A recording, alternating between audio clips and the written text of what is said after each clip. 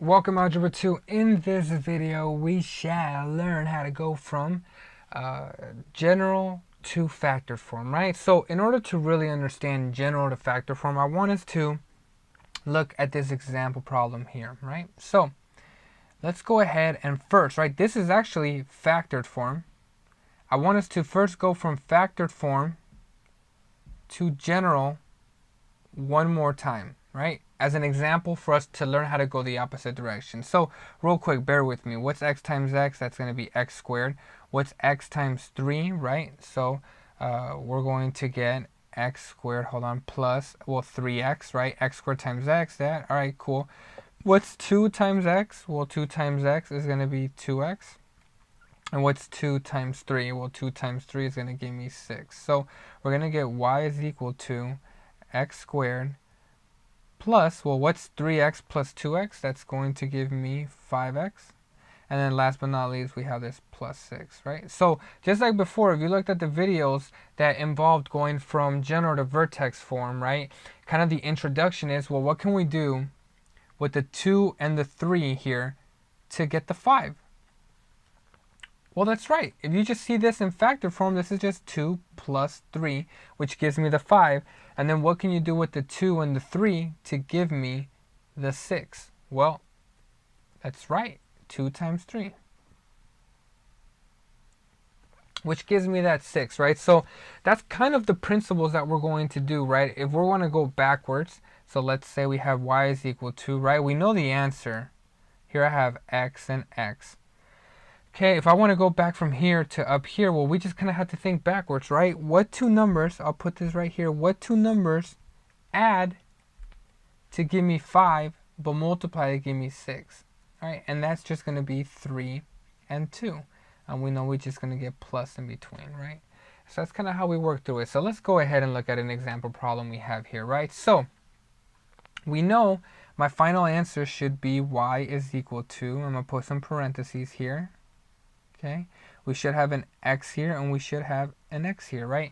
Because x times x is going to give me the x squared that we see right here. So, but now we need to figure out what are the two numbers that are going to go here, right? So, first thing we have to do is we have to look at this outside number, right? Because we know these two numbers here should multiply. When I multiply them, should give me negative 18. So, first thing we do is write all the factors of 18. Well, there's 1 and 18. There's 2 and 9, right? And then if you're confused, just pull out your calculator and just try a few more, right? 18 divided by 3.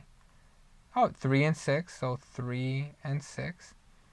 And then just to be sure, let's try doing 18 divided by 4, but I think we've found them all, right? So decimal answer. So that's pretty much it, right? So we know these two numbers should multiply to give me negative 18. But remember, what should they do in the middle? Well, they should add, right? They should add to give me negative 7. So let's think this through. Can I add 1 and 18 or subtract them in any way to get negative 7? Well, it's not possible, right? Because you could try doing 1 plus 18. Well, that's 19. Obviously, that's not going to work. You could try 1 minus 18. That's going to be negative 17, but that's not going to work. You could try 18 minus 1. That's going to give you 17. Not going to work, right? So we know this is not going to work. Well, let's go over to the next one, the 2 and the 9. So what can we do with the 2 and the 9 to get a negative 7, right? Well, think about it, right? Let's think this through. What if you tried 9 minus 2? Well, 9 minus 2 is 7, but this is a problem because we want to get negative 7, right? Well, what if we flip it? What's 2 minus 9? Well, 2 minus 9 is negative 7. So there we go. We just found our answer, right? We know that the 9 should be negative. So when we go to do this, it should be plus 2. And then here's going to be minus 9. And now we know we figured out our answer from going from general to factored form, right? So we could do x times x. You'll see we're going to get x squared. X times negative 9, we're going to get negative 9x. 2 times x, and we're going to get plus 2x, and then 2 times negative 9, which gives me the negative 18. We combine like terms, and we're going to get x squared minus 7x minus 18, which matches the equation we had up here, right? So if you're ever confused, you could always use the quadratic formula on this to find your two roots, right? So if you use the quadratic formula, your eventual answer is going to be -2 and x is going to equal +9, right? Let me go ahead and write that a little bit nicer. We're going to get -2 and x is equal to +9. And we use the quadratic formula, but remember in factor form, it's always going to be the opposite, right? This is a -2, so we're going to get a +2. This is a +9, and we're going to get a -9. So just keep that in mind if you decide to use the quadratic formula, okay? Let's go ahead and look at one more example problem here. So we're going to get y is equal to, right? I'm going to go ahead and put it out, x and x here. All right, well, we read all the factors of these numbers here. Well, it's just 1 and 8, right? Just 1 and 8. Well, so we know there should be an 8 and a 1 here, right? Because there's nothing else. Oh, there is a few factors of 8. Sorry, what am I thinking?